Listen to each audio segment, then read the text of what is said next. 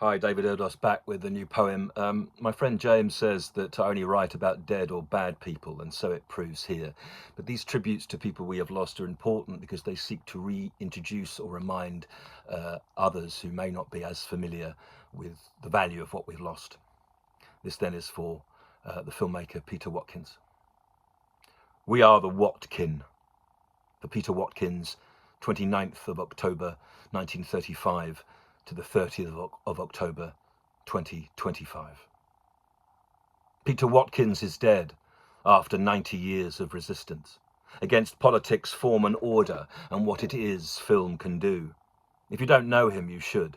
I don't care about taste. His uniqueness and sharpness of vision meant that each lie was lasered and each obscuring wall was seen through. His lens was a line scored not in sand, but in substance. Be it through flesh, conversation, writing or art, his tattoo was one needled by truth of what did once and will happen. Just watch The War Game, I Dare You, or the full 14-hour Rezan The Journey, whose tales of global collusion and the nuclear state will undo any fragile stitching you've saved in the pillows and sheets which protect you. Whether celebrating La Commune or Strindberg or Edvard Munch, this guru of a form of impassioned restraint used a shaken strain of fresh style to fuse art with a documentarian's daring. From the Battle of Culloden as newsreel, complete with on-the-spot interview, or images of Munch early on, staring somewhat nervously at the camera, alongside casts of non-actors, dispensing pretense for what's real to imbue every frame of each film with an uncanny power. Even privilege as a fiction has no safety seal, no eye glue. That film is soundtracked by unease. From Paul Jones's pain as pop phenomenon Stephen Shorter, Watkins carved a comment on what the Beatles begat, and The Who, Stones and Kinks, and Herman's Hermits, for God's sake.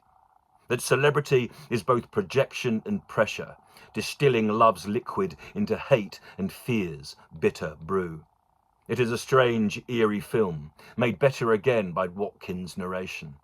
As with the films of Chris Pettit or Herzog, the director's very particular voice thus ensues that intent and atmosphere reign, allowing aim to be captured. In Punishment Park, the Kent State Massacre is predicted as young protesters are horrifically gunned. It's all true. The War Game was initially filmed as a play, but it took the BBC 20 years to release it. Its sheer reality ruins any sense of retreat, as hope flew from the time of Oppenheimer's conceit that the American military corrupted to the present day, when forgotten or out of fashion, nukes are still nudging the sweet yet fragile air we once knew. The hegemony housed by Watkins in his voice-over texts and book Media Crisis still startle. To have heard his refined voice, sweet and measured, describing the threats we still face, turns lips blue, as death damns each frame, for societal suicide is still sanctioned. Watkins warned us all from the margins, after striking out from the mainstream to examine not only pipe and waterfall, but the flue into which all waste runs. He peers through each gimlet eye on all that's gruesome. The gargoyles are not outside, but in buildings, resident and still ruling and growling at us through the goo.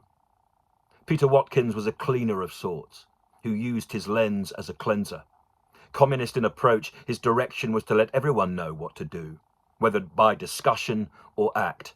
He was journalist, poet, teacher, with a writer-filmmaker fusing cinema into something from which the true purpose of art duly grew, which is to influence and transform, as well as reflect our behaviour.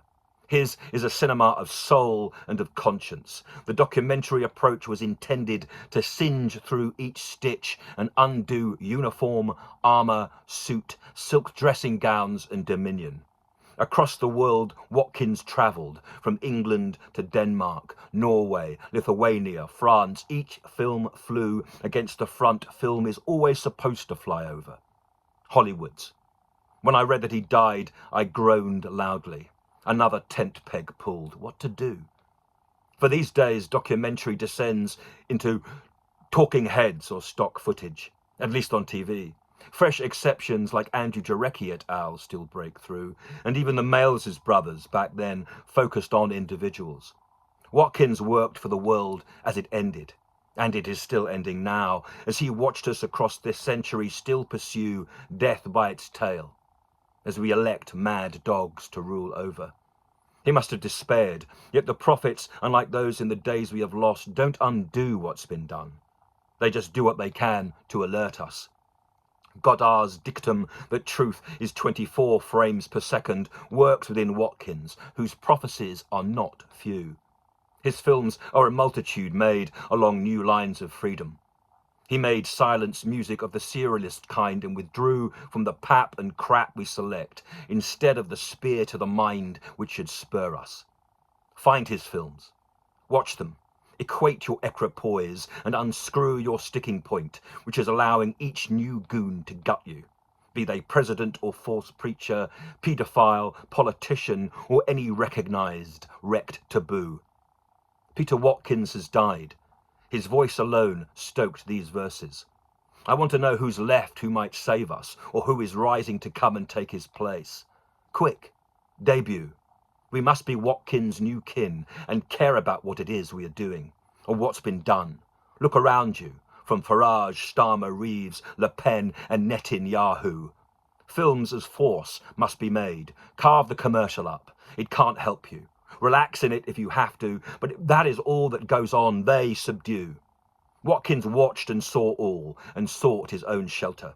But the marginal voice in this instance, like notes on the edge, bled through hues of intention and ink, and the doublethink which will damn us.